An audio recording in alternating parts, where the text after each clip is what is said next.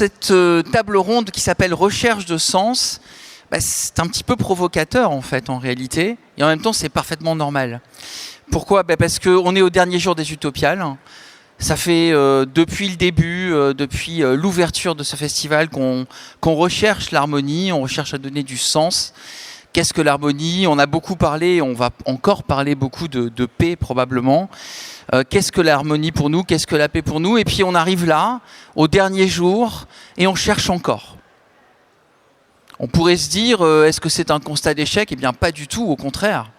La recherche de sens, c'est justement ce qui commence lorsqu'on a pris conscience de tout ce qui nous manquait pour nous empêcher, qui nous empêchait de trouver l'harmonie. Donc il ne s'agit pas de construire une harmonie factice ou une paix factice. Il y a eu beaucoup de tables rondes autour de la paix, et justement en considérant que la paix ne pouvait pas s'imposer. On ne peut pas imposer la paix, il faut qu'elle vienne de l'intérieur. La paix aussi bien individuelle que la paix collective.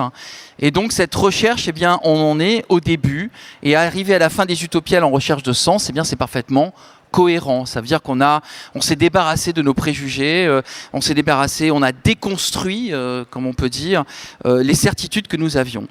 Et pour aller encore plus loin dans la déconstruction de ces certitudes, eh bien, j'ai 3 auteurs à mes côtés qui sont déjà intervenus dans d'autres tables rondes, et je vais les inviter justement dans cette recherche de sens à se sentir pleinement et totalement libres d'aller explorer soit des choses qui leur tiennent à cœur et dont ils n'ont pas encore peut-être eu la possibilité de parler complètement, soit des choses qu'ils sont en train de commencer à imaginer, des choses qui sont encore en balbutiement dans leur cœur et dans leur esprit, et pouvoir nous en parler, les partager avec nous.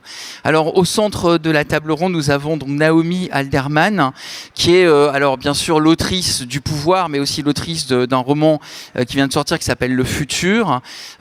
Moi, je dirais que pour moi, Naomi, c'est un peu l'héritière spirituelle de Margaret Atwood aussi, même si elle a une façon très différente de traiter les choses.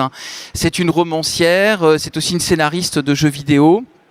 Elle est de nationalité britannique, et notamment elle est très connue pour cette dystopie, enfin la mise en place d'un pouvoir qui amène aussi à la dystopie, qui s'appelle The Power, le pouvoir, qui a été aussi adapté à l'écran. Et puis, attention, parce que Naomi, c'est une vraie aussi aficionado, une passionnée. Elle adore Buffy avec les vampires. Et s'il y a des gens dans cette salle qui n'ont pas suivi la série Buffy, qu'ils sortent ou se taisent à jamais. Alors levez la main qui connaît Buffy et les vampires. Voilà. Voilà. I'm amongst my people. Yes, and pas seulement, parce qu'elle connaît aussi beaucoup, son grand ami, c'est Doctor Who. Qui connaît Doctor Who bien ? Qui a vu tous les épisodes de Doctor Who ? Un peu moins quand même. No, it's impossible. So many of them are lost. Yeah. The BBC has destroyed them as it's destroyed so much. Donc voilà, donc on est vraiment en famille ici, et c'est là aussi la preuve que la science-fiction, c'est ce seul domaine en fait dans lequel on a aussi bien des réflexions extrêmement pointues, difficiles et parfois austères sur le réel, et en même temps la générosité absolue, la licence et la liberté absolue de l'imaginaire. On parlera de Perplexity. Moi j'ai une question sur Perplexity. C'est un des jeux vidéo qu'elle a scénarisé. Ensuite, on a Lavi Tidar, qui est déjà intervenu plusieurs fois et que j'ai rencontré en table ronde. Et je l'ai déjà d'ailleurs embêté avec mes questions un peu alambiquées. Je m'en excuse devant tout le monde sur cette scène. Donc, il est né en Israël. Il a voyagé jusqu'au Laos. Il vit à Londres maintenant. C'est l'auteur de sublimes romans dans lesquels on interroge la diversité culturelle et la nécessité d'être en conflit pour construire la paix, parce qu'il n'y a pas de paix qui se construit sans conflit, ou en tout cas sans rencontre entre les différences. Alors, il a livré tout récemment Aucune terre n'est promise aux éditions Mnemos sous le label Mu, Central Station, et puis moins connu peut-être aujourd'hui, mais Osama, qui est paru en 2012, et qui était une uchronie notamment sur Osama Ben Laden, et qui interrogeait justement à travers l'uchronie le rapport que nous avons dans notre monde à la violence, à l'identité politique et à la diversité culturelle. Et enfin, un jeune auteur. Un auteur qui fait ses premières Utopiales. Voilà, et qui vient de livrer son premier recueil qui s'appelle Les contes des... Troisième. Ah, c'est le premier, et ça s'appelle? Non, le troisième recueil. Troisième recueil, mais le titre? Le conte des sages d'outre-tombe. Voilà, le conte des sages d'outre-tombe. Et je pense qu'on peut l'encourager parce qu'il est un peu intimidé, Pierre Bordage. Et Pierre Bordage, eh bien ici aux Utopiales, il est tout. Il a été président, il est auteur, il a été animateur, il a créé des tas de choses. Et puis surtout, c'est un immense auteur français. C'est un des plus grands auteurs français, très connu pour tout un tas de cycles, et notamment pour son rapport à la spiritualité, dont il va évidemment à la mystique aussi, dont il va nous parler.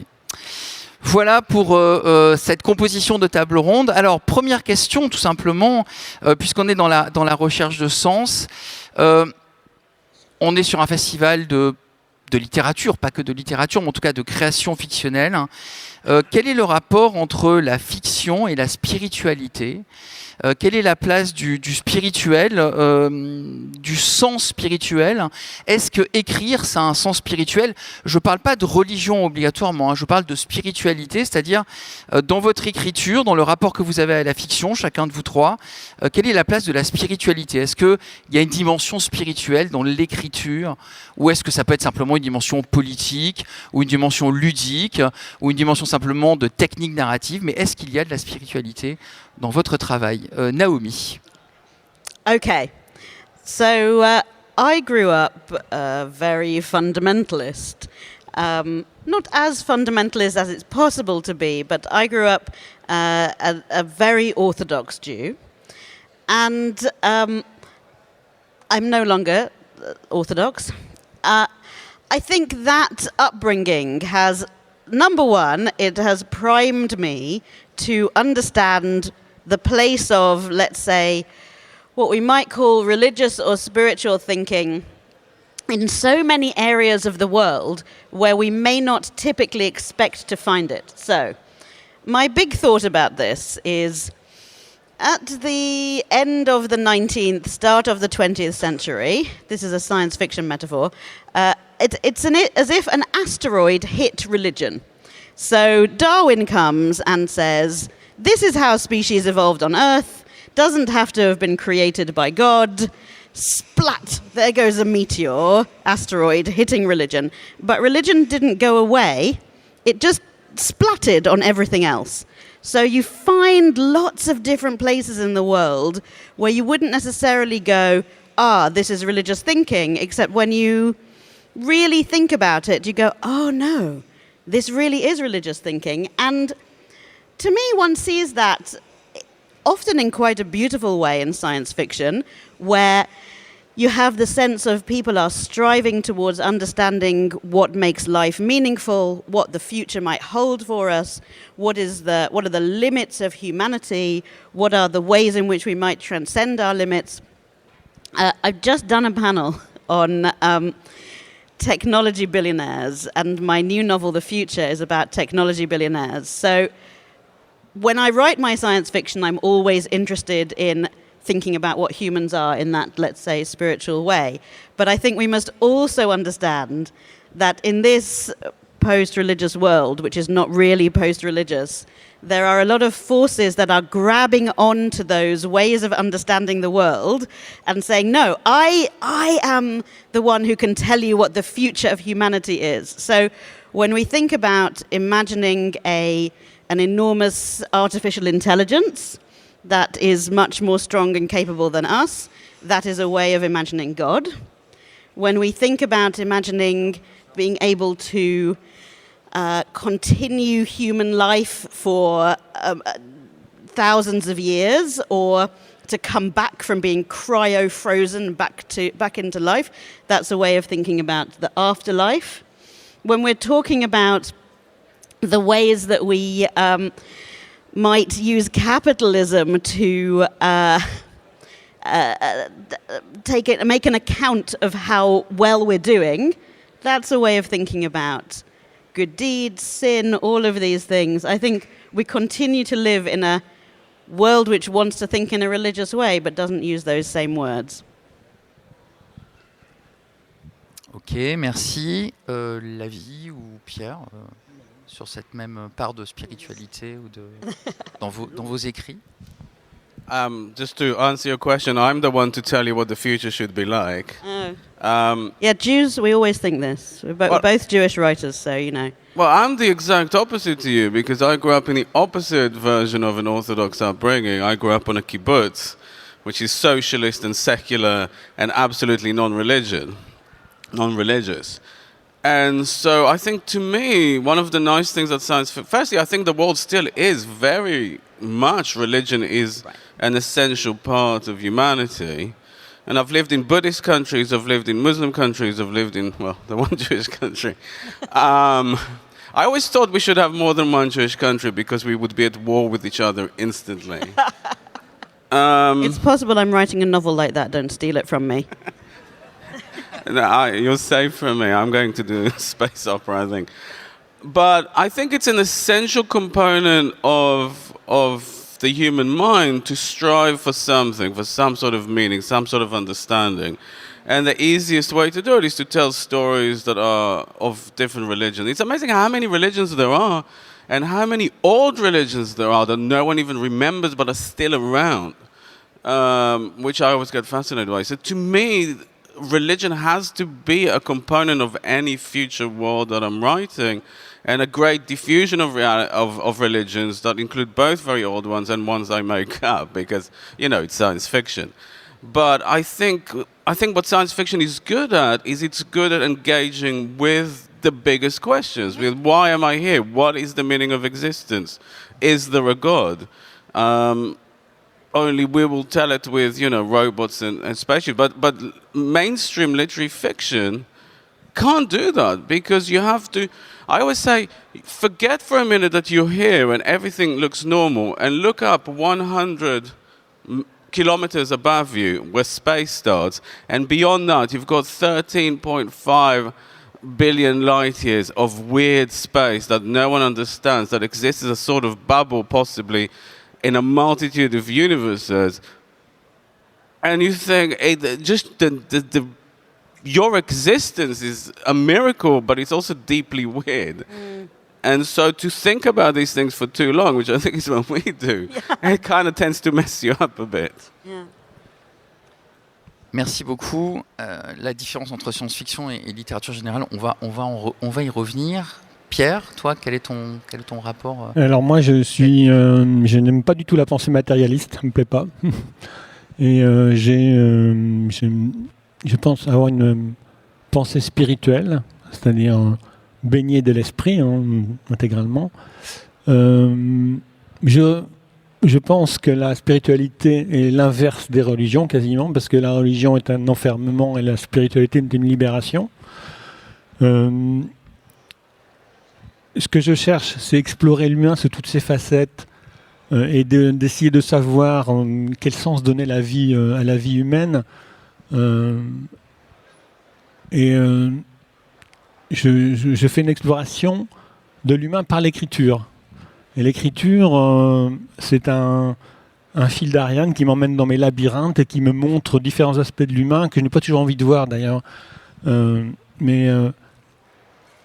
Je pense que le monde est malheureusement pas débarrassé des religions, parce que les religions, avec les dogmes, créent beaucoup de conflits. Je pense que la vision spirituelle de l'être humain, c'est une vision beaucoup plus apaisée. Un être humain, c'est quelqu'un qui a une face au nord, une face à l'ouest, une face à l'est, une face au sud. Et on ne voit souvent qu'une seule facette. Ce que j'essaie de faire, c'est de faire le tour de l'humain pour voir toutes les facettes et de voir si on peut faire quelque chose de notre terre, enfin si on peut vraiment changer le cours des choses. Je ne sais pas si j'ai réussi, mais après j'ai relié la pensée spirituelle à l'astrophysique. J'étais imaginé que nous sommes tous des enfants de Big Bang, s'il y a eu un Big Bang, et que nous portons tous en nous le Big Bang primordial, et que finalement on pourrait peut-être se retrouver là-dessus. Nous sommes tous les enfants de la même explosion, du même œuf finalement. Et le fait qu'on se batte, c'est absolument absurde.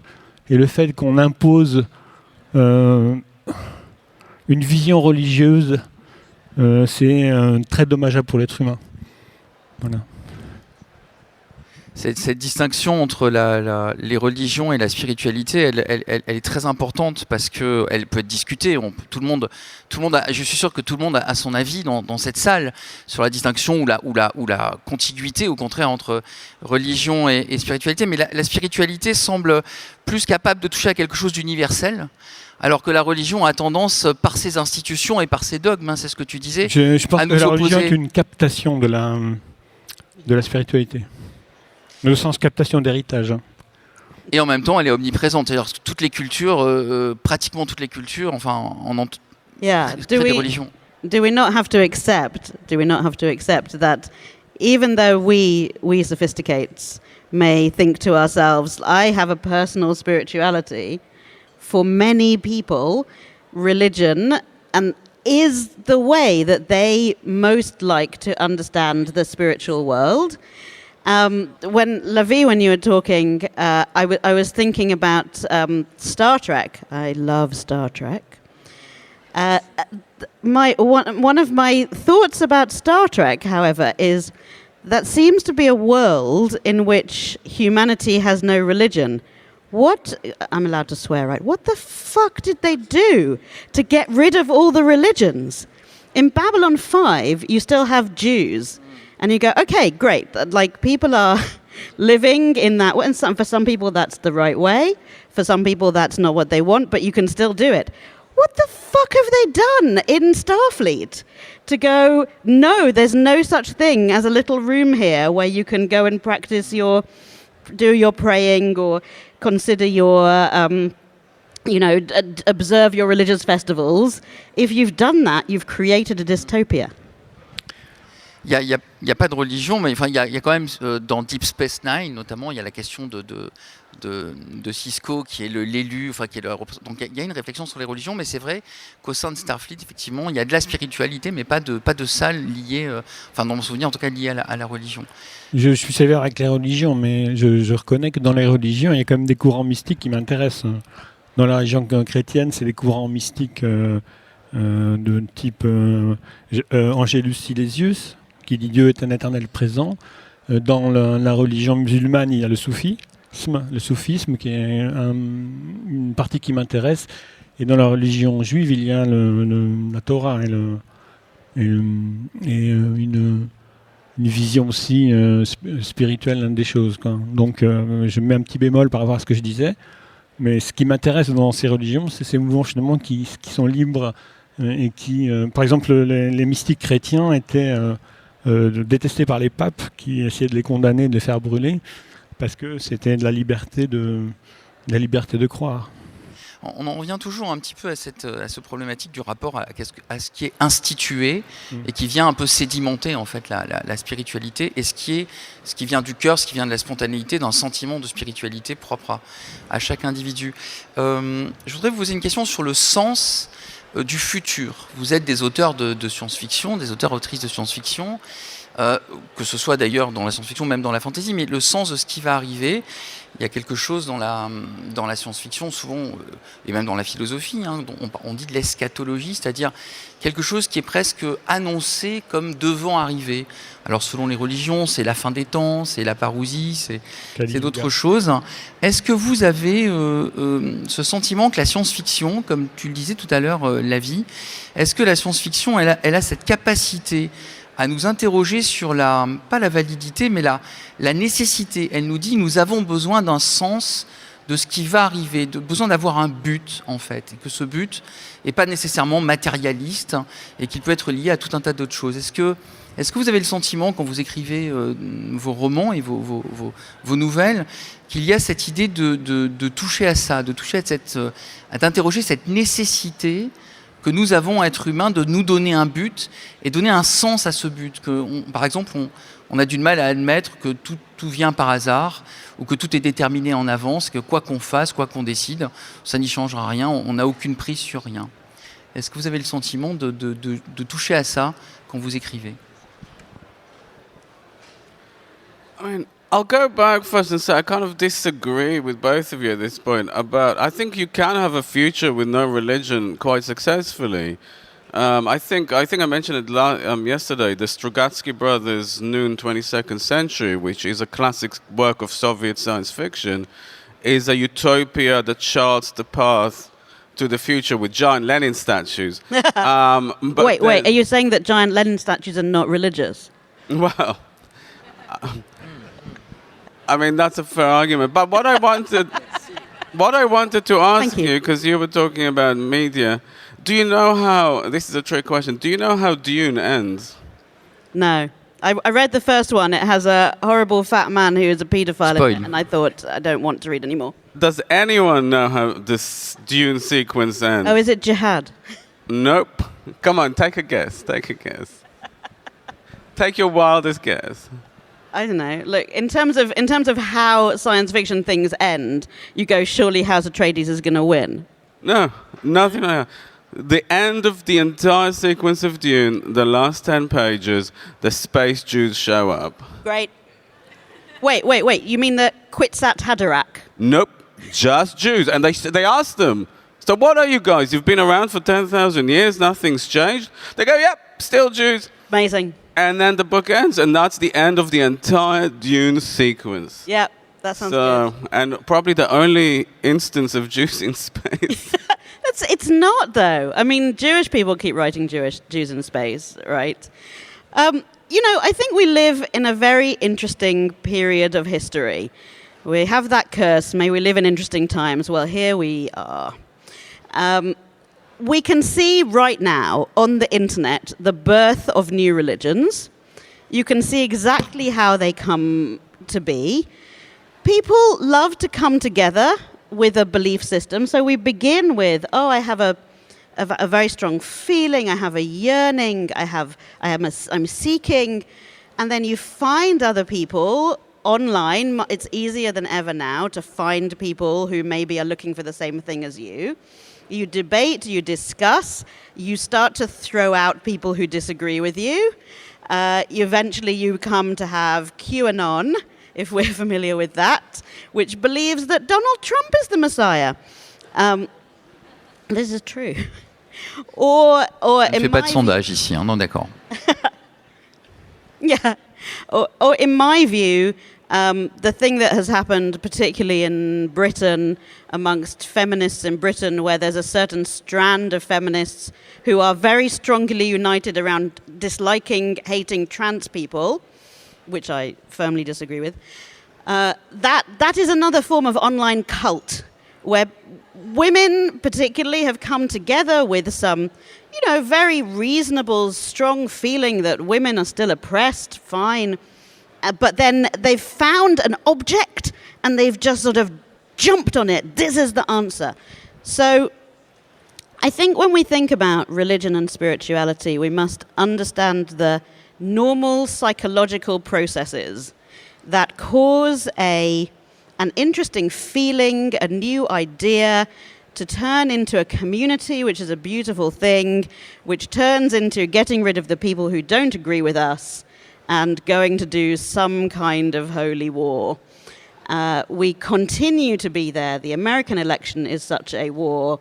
The British anti-trans feeling is such a war. These things are not, you can't separate them out. All we can do is be alert and understand what the dangers and the possibilities are.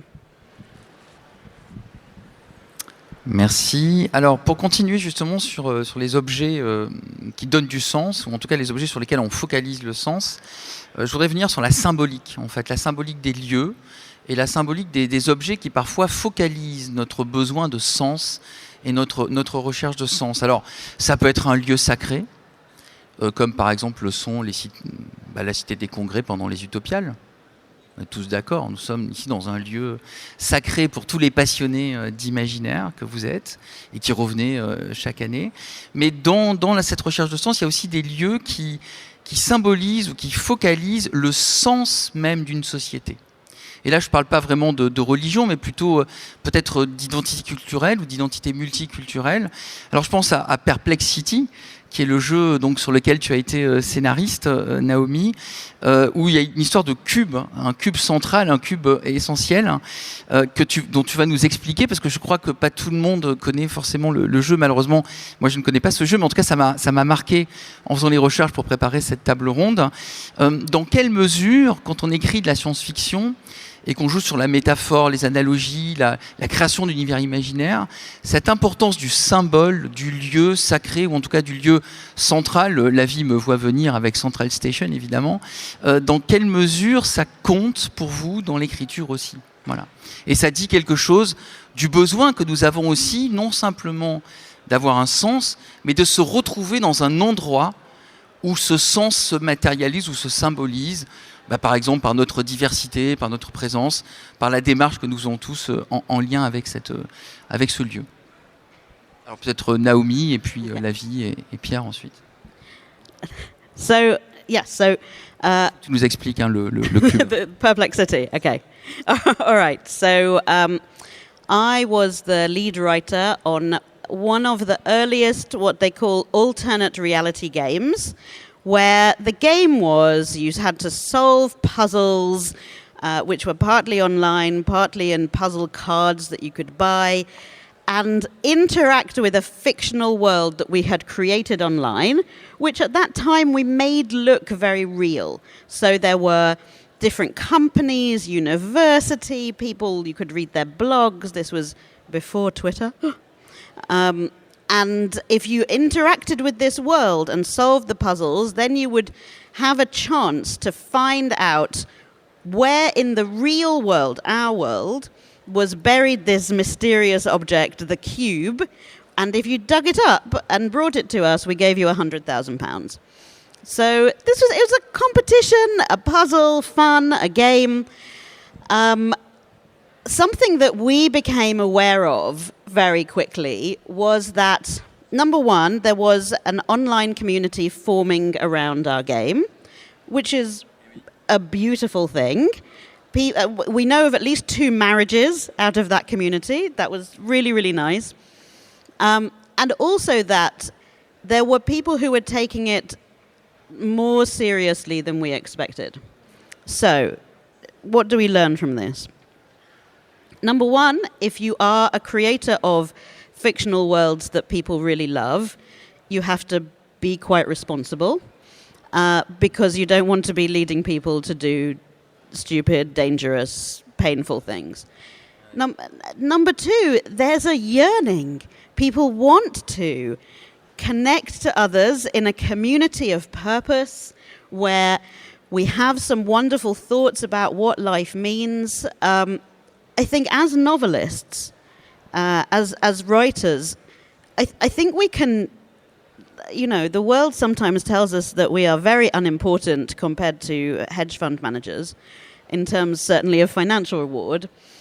But in terms of that thing of creating a structure in which to understand your life, what is it that you are here for? What is the meaning of the actions every day that you do? What we do is extremely powerful. And when people latch onto it and really like it, they can end up shaping their lives around it. And therefore, you really have to make sure that you're doing it out of care and love for your readers and your players. And certainly, I had the sense of, we would never, for example, set a new puzzle online late at night because we were aware that people would then stay up all night. So that's the type of care that you have to use. And, not to point fingers at anybody who's written a set of very popular children's books, but if you do write a set of very popular children's books and there's certain families that are evil and all of their children are evil, and certain families that are good and all of their children are good, then I think maybe you have a responsibility to think quite hard about what moral message you are giving there. I'm just a bit worried now about the idea that Zombies Run will become our religion, No, listen. Zombies Run has got a community. I work very hard to make that a friendly, supportive community because, you know, I've seen very bad things go down on online communities. But they will just go past you, and they will just, you know, and you'll have the new Dune, basically, out of Zombies Run. Now, I actually ended up writing a book about this whole question because especially science fiction is susceptible to starting new religions, you know, and creating them as institutions. And there's one very famous example.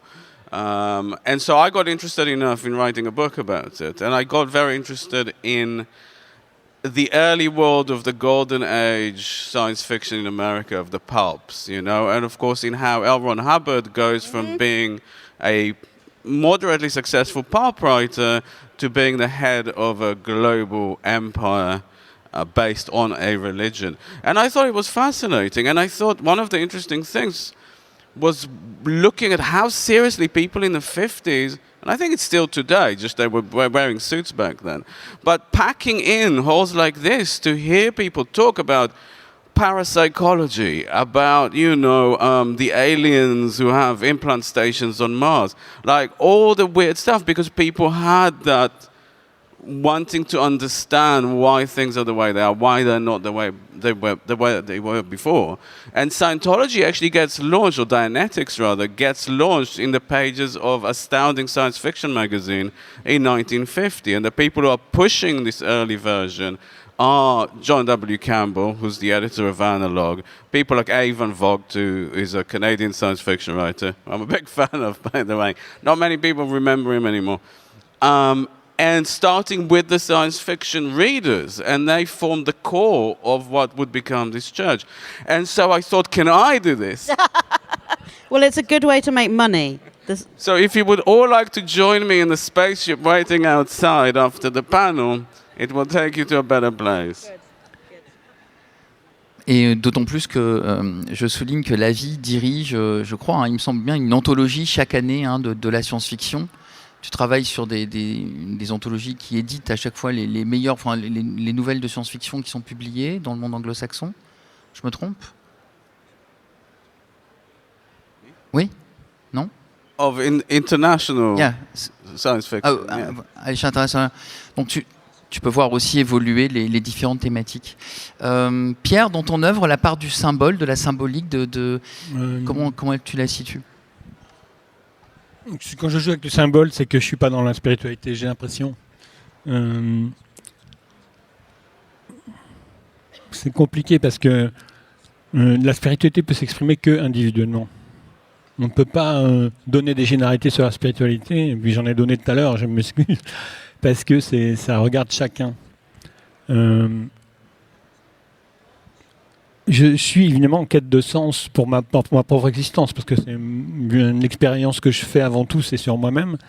Donc je suis en quête de sens depuis très longtemps, j'ai fait 70 bouquins et j'ai toujours pas trouvé le sens. Donc ça veut dire que je dois encore m'atteler à la tâche et continuer d'explorer pour trouver un sens, s'il y a un sens d'ailleurs, ou chercher un sens en tout cas. Donc je ne suis pas attaché au symbole, je ne suis pas attaché au lieu. J'essaie d'être le plus en phase avec moi-même à chaque instant. Et quand j'écris, je suis encore plus connecté à moi-même, j'ai l'impression, parce que l'écriture m'emmène dans des endroits que je n'ai pas envie forcément de visiter. Et parfois, je fuis, j'ai tendance à fuir ces endroits parce que ça me donne une image de moi-même qui est compliquée. Donc j'essaie d'y revenir et de ne pas juger ce qui se passe. En fait, j'ai l'impression que dans la spiritualité, il n'y a pas de notion de jugement. C'est juste une perception des choses. Bien sûr, on voit ses propres monstruosités, mais il ne faut pas les juger parce que ça fait partie de nous. Voilà, donc je ne sais pas si ça se transmet dans mes livres, mais oui, en tout cas, quand j'écris un livre, je suis dans cet esprit-là, quoi. Merci beaucoup. Et à travers ce que tu dis là, si ce sens existe en fait, et c'est la troisième partie que je voulais aborder, et si tout ça n'était qu'un chant de sirène en fait, hein, si tout ça, si cette quête de sens dont nous avons tant besoin, elle n'aboutissait pas parce qu'elle n'a aucun sens en fait, tout simplement. si cette recherche de sens, c'était un chant des sirènes, c'était un mensonge.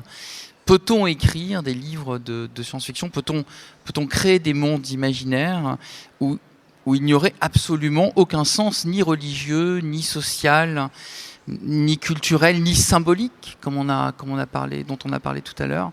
Est-ce que ça c'est possible? Est-ce que la science-fiction, vous savez que c'est une expérience de pensée formidable, la science-fiction, elle utilise toutes les sources de la culture, de la connaissance, toutes les sciences sociales, toutes les voies de la connaissance, tous les arts. Elle peut apporter des choses, mais est-ce qu'elle est capable d'affronter l'absence absolue de sens? Alors on pourrait parler de l'absurde. Il n'y a pas tant d'œuvres que ça de science-fiction qui traitent de l'absurde directement, qui affrontent l'absurde directement. Mais c'est la question que j'ai envie de vous poser avant de donner la parole au public. Quel est votre rapport à ce défi qui serait écrivez quelque chose où il n'y a absolument aucun sens, aucune direction à donner, je ne parle pas de leçon, mais aucune morale entre guillemets à produire. Est-ce que c'est possible d'écrire absurdément?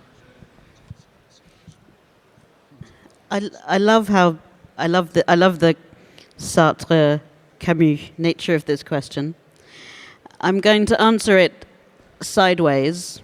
I also really enjoy these panels at the back, the signs that say science, ? Fiction, ou science-fiction. So I'm going to tell you my personal feeling about this. Having come from a fundamentalist background, and now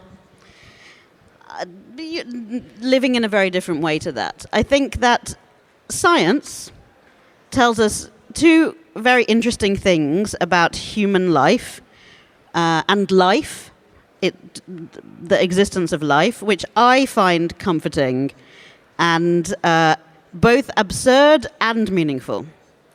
Life is, number one, very rare, and number two, very short. So this is to say, we read many stories, brilliant stories about finding life on other planets, aliens coming here, we go to meet the aliens, we explore the aliens, we merge with anyway, we haven't found any aliens.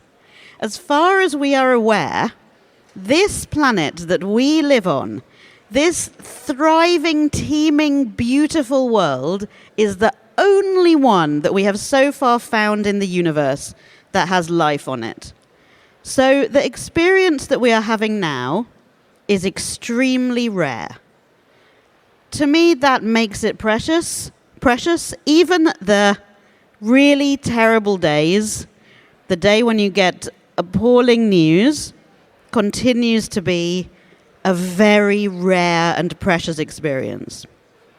Number two, we can know things now about the age of the planet that we live on, some things about the age of the universe, infinitely large, cannot imagine that span of time. And here we are. We get, 70, 80 years, if we're lucky, maybe 90 years. We arrive on page 1,953,328 of the book, and we get to read until 331. We get a little snippet of this.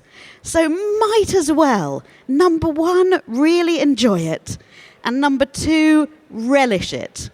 I think for me, this is enough. These facts, science facts, are enough to make my life filled with meaning. I'm here right now. I will not be here by page 1 million whatever and 45. And we're the only ones having this experience. This planet is the only place this is available. So I find a lot of meaning in that. All right. I'm just going to disagree with everything you just said. Brilliant. Firstly, I refuse to enjoy any of it. It's a drag. It's honestly, death couldn't come sooner. I'm exhausted already. Is that just because you've had a very tiring time at the festival? No, it's an existential condition. I refuse to enjoy this.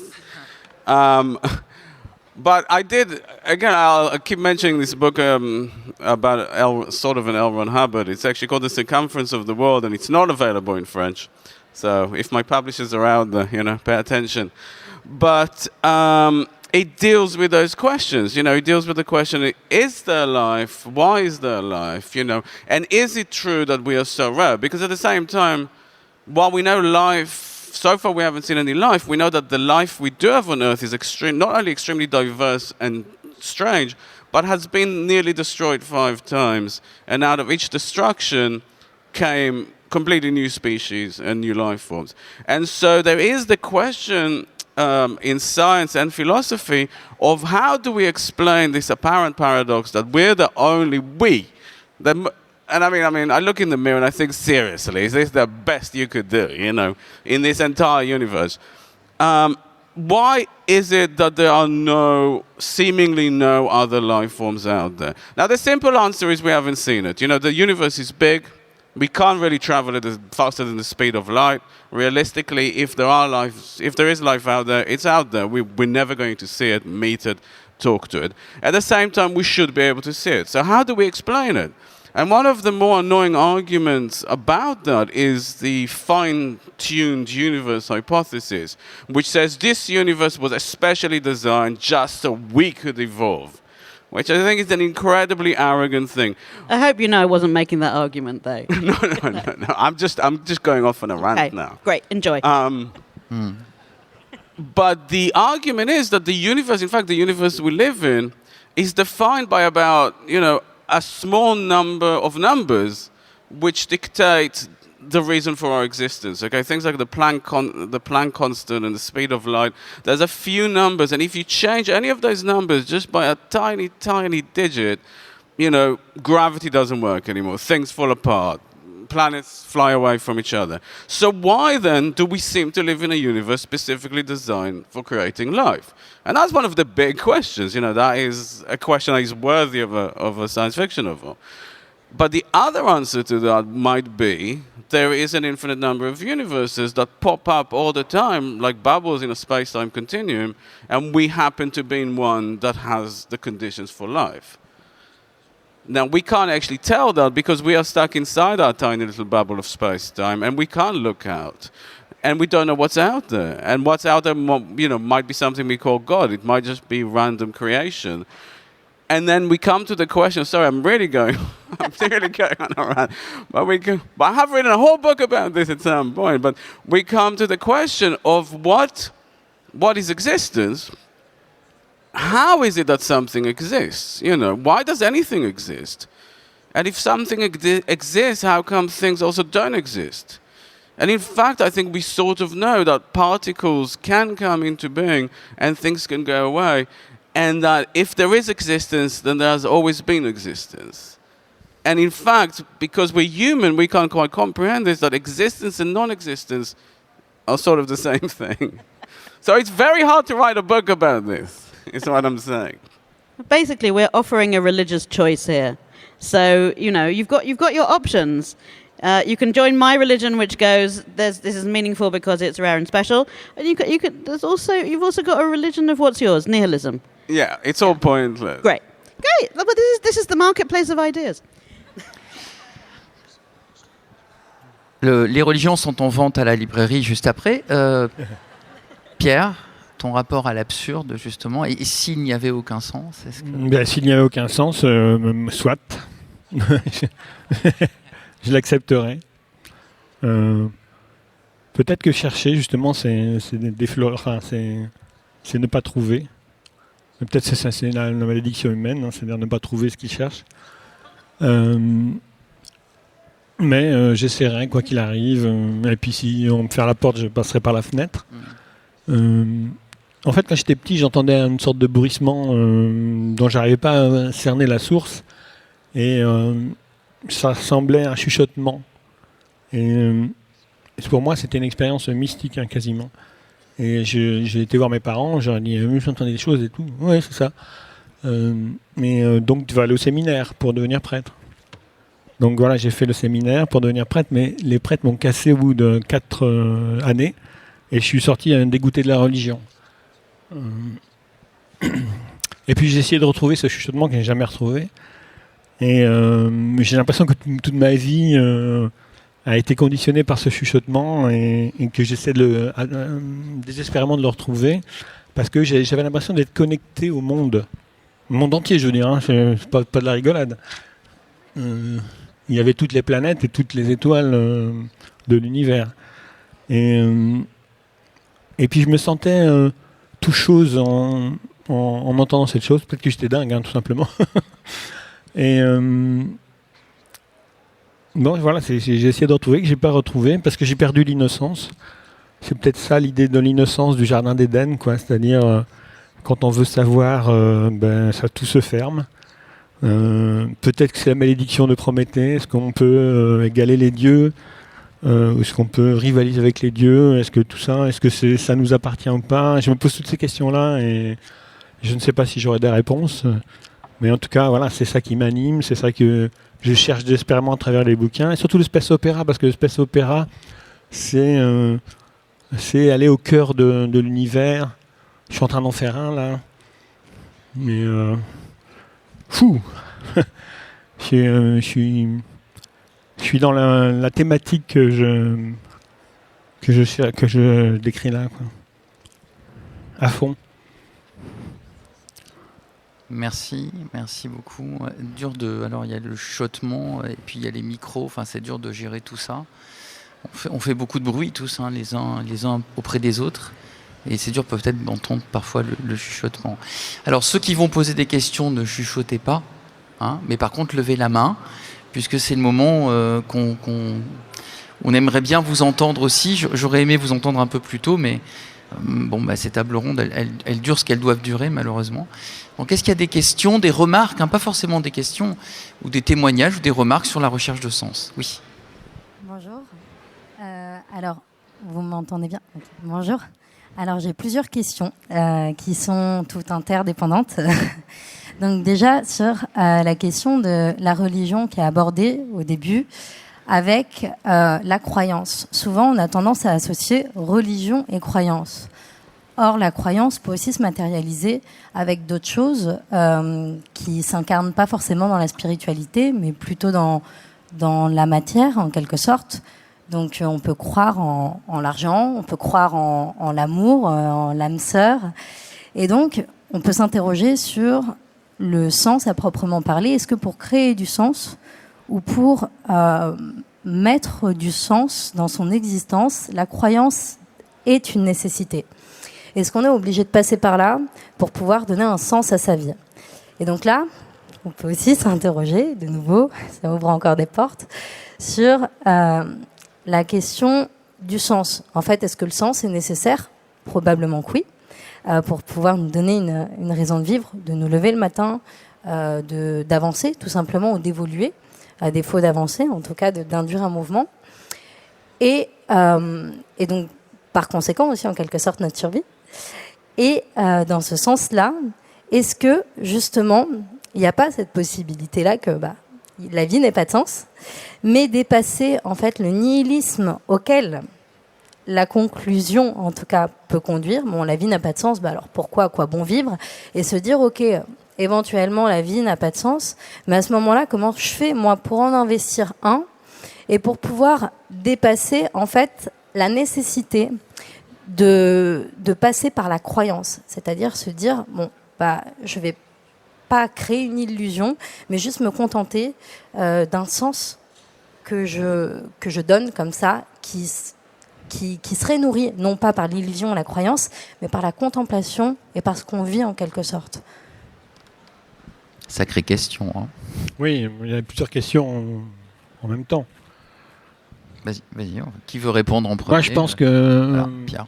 Si vous avez un doute si vous ne trouvez pas le sens, il faut simplement être. Mais je pense que c'est important d'être. Être, c'est très difficile. Être sans penser, par exemple, c'est quasiment impossible. Être ouvert à tout ce qui se passe, c'est difficile. Donc, c'est essayer de trouver l'être. Et c'est l'être. Une fois qu'on est dans l'être, on n'a peut-être plus besoin de se poser la question du sens. Ok, merci. Peut-être Naomi ou Lavi. Yeah, so you've asked a lot of different things. I agree with you that sometimes there can be in life what feels like a catastrophic loss of meaning, like the cabin air pressure fails. And I've had this experience of thinking that I was doing certain things and it all felt very meaningful, and then suddenly, oh, this all feels like a bunch of bullshit. And there's a great wisdom in just carrying on, or at least continuing to exist to see what comes. I mean, I want to say something from Jewish tradition, forgive me, which is, I'll do it in Hebrew, and then I'll do it in English, and somebody else will do it in French, which is, lo alecha hamlacha ligmor, ve'lo ata ben chorin lihivater mimena, which is to say, it's not up to you to complete the work, but neither are you free to refrain from it. So we live in a world where there are many problems, difficulties. It is, I think, completely okay, if not actively a great idea, to look around you in the life that you have and see where you can help. If you look outside your house and there is some litter or trash in the road and you can pick that up, that is as worthy of feeling meaningful as I have a grand idea about what God wants from my life, or politically what I'm supposed to do. Or, you know, we look for these big, big, big meanings, but the meaning can also be found in the everyday, the way that I conduct myself in this conversation, the way that I interact with this person who loves me, who needs me. And to look for enormous meaning, I think, is often both terrifying and a mistake, whereas small meaning is always available. Yeah, I mean, I think, you know, as humans, it's natural to want to aim for something, to find something, to go for something. And I think that's come up quite a few times here.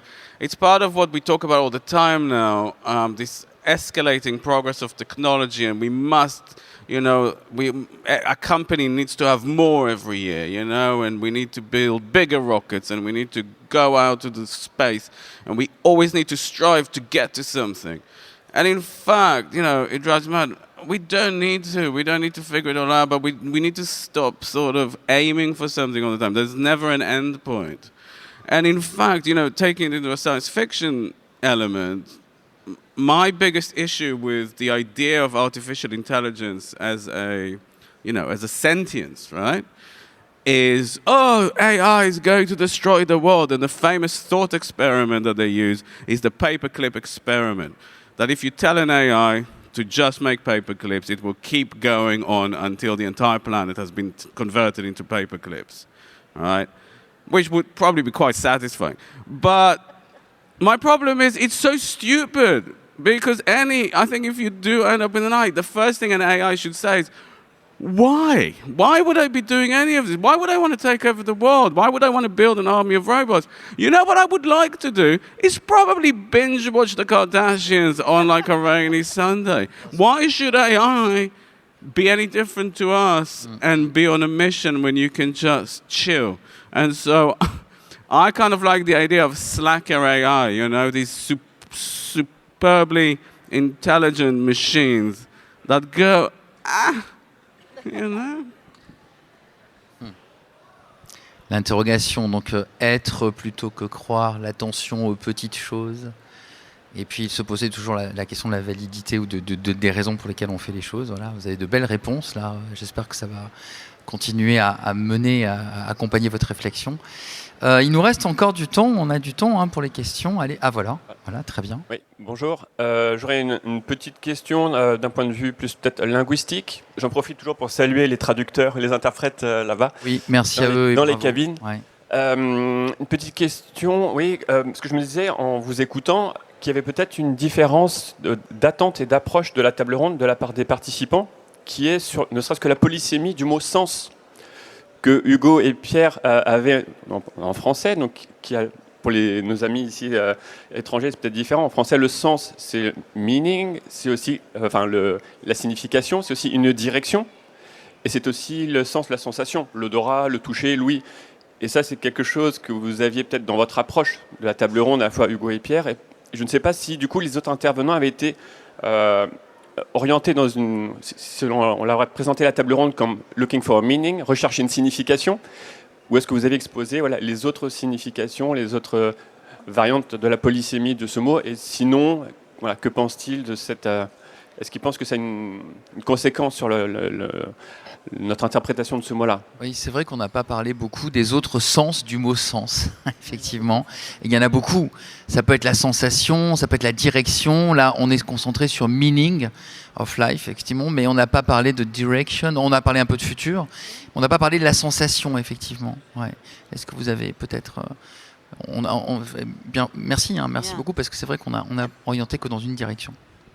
I keep wanting to talk about the myth of Sisyphus, which is Camus, and is written in French. So in English, the end of the myth of Sisyphus is "We must imagine Sisyphus happy," but I don't know what that is in French, and I'm aware that sens is what drops between one language and another. That feeling of we've understood that drops extremely easily. So, I think we could sit and discuss for an hour the linguistic meanings of these questions, and it would be fascinating. Whenever I wanted to, the reason I suppose I keep saying we must imagine Sisyphus happy is because this is the conclusion, is to say the struggle itself is the meaning. But does he use the word sens? What word does he use? Faudrait. Je ne l'ai pas en tête non plus, désolé. Non. Si quelqu'un le sait, d'ailleurs, à la fin du mythe de Sisyphe, quelqu'un le sait de l'œuvre de Camus, le dernier mot. Enfin, vous l'avez en tête ou pas? Heureux, c'est heureux. Voilà, c'est heureux. T'entends, Naomi? On a la réponse là. C'est bien heureux. Voilà. Ok. Ok, merci beaucoup. Lavie, non, une autre remarque, c'est bon? Alors, on a encore on a encore le temps pour une question. Allez, peut-être là. Qui lève la main là ici. Ah, d'accord, désolé. Bonjour. Le micro était déjà là-bas. Oui, allez-y. Alors moi, ma question, c'est la science-fiction, elle vient aborder l'ombre de la société, l'ombre de notre humanité. Et à savoir, est-ce que derrière tout ça, même parfois, l'absurdité, ça vient interroger nos agirs, notre pensée. Et donc, est-ce que derrière tout ça, il n'y a pas une recherche de bien et de vrai? Et est-ce que la science-fiction, derrière tout ça, c'est pas la recherche de sens, c'est pas sous-tendu par une recherche du bien et du vrai? Et est-ce qu'il y a encore cette place-là dans les questionnements de la science-fiction actuelle? Merci. Sacrée question là aussi. Pour chacune de vos questions, il faudrait 1 heure de plus de table ronde. Est-ce que vous avez l'impression que la science-fiction participe de l'identification, peut-être, en tout cas de la perception? Alors ça revient, il y a tellement de possibilités de l'interpréter. Le bien et le vrai sont changeants selon les époques, selon les régions, selon les cultures. Donc c'est trouver son vrai et son bien peut-être. Mais c'est vrai que la science-fiction a une vocation un peu universelle. Et c'est certainement que les auteurs essaient de dégager le bien et le vrai universel, sans y parvenir forcément. Mais c'est très ambitieux de sortir le... Je ne sais pas si on y arrive. Je ne sais pas si quelqu'un y est déjà arrivé de sortir le bien et le vrai d'une œuvre de science-fiction. All I can say is what I myself have taken from things that have been meaningful to me. So as we started by talking about Buffy and raising hands talking about Buffy the Vampire Slayer, what I took from Buffy the Vampire Slayer overall, I mean, it's very, very funny and the characterization is fantastic. it's a show about if you have the ability, that is the responsibility. So if you're able to fight the vampires, which I hope we all are, then you have to fight the vampires. And I found that a very helpful framing for my life, actually. Quite honestly, I started watching that show when I was an Orthodox Jew. And I sort of took Orthodox Judaism out of my heart and put Buffy the Vampire Slayer in there instead. And, Joss Whedon is problematic, as it turns out. But the idea that do what you can to help. If you're able to do it, then you should try. Felt like quite a good place to start. Est-ce que l'avis peut-être ou...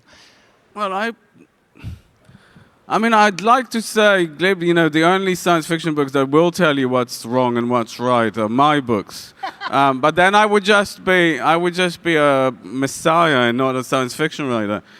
The purpose of a writer isn't to give you answers, it's to make you ask the questions. We don't have answers, and this is something I always feel like I need to say on a panel. We don't know how to dress ourselves in the morning. We are hopeless at anything. And so don't listen to us. Yes. But That's nice. But what we have to do, what we try to do is ask questions and ask difficult questions and hope that someone brighter than us might have the answer. Can I agree with you strongly? Which is to say, the conclusion I came to about Buffy was that I had created that meaning in it for myself.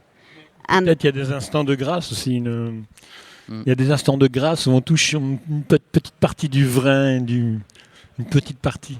Et justement, est-ce qu'on pourrait pas dire que finalement, de tous les sens qu'on a parlé, est-ce que finalement, et c'est une expression américaine et anglo-saxonne, est-ce qu'on pourrait pas dire que le plus important, c'est le sense of wonder, peut-être, qui définit la science-fiction depuis longtemps, et cette idée d'émerveillement qui parfois jaillit au moment où on s'y attend le moins. Oui, moi je tiens beaucoup à l'émerveillement, au fait que le lecteur puisse se déplacer dans un monde extraordinaire, au sens vérinien du thème, nouveau voyage extraordinaire, et que de ce voyage, il puisse tirer des émotions, des sensations, éprouver l'espèce de vertige qu'il y a à aller loin, rapidement, et tout ça, oui. Mais je tiens beaucoup à au sense of wonder de la science-fiction. Évidemment, quand vous êtes fait d'une dystopie, c'est pas évident de faire du sense of wonder, mais dans le space opéra, oui. Je pense que le space opéra est le refuge du sense of wonder.